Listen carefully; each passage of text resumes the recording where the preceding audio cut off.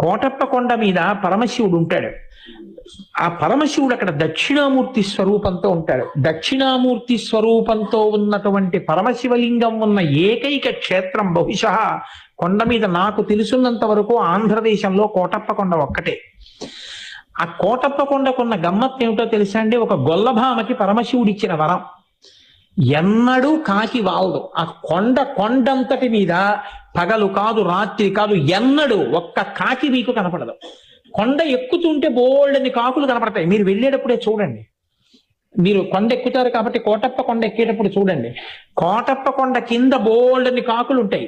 కోటప్ప కొండ ఎక్కడం మొదలెట్టినప్పటి నుంచి చూడండి, ఒక్క కాకి అంటే ఒక్క కాకి మీకు ఆ కొండ మీద వాలదు. ఎక్కడ ఓ చెట్టు మీద రాతి మీద వాలదు. కారణం, ఒక గొల్లభామ రోజు అక్కడ ఉన్నటువంటి శివుడికి తీసుకొచ్చి అన్నం పెడుతుండేది.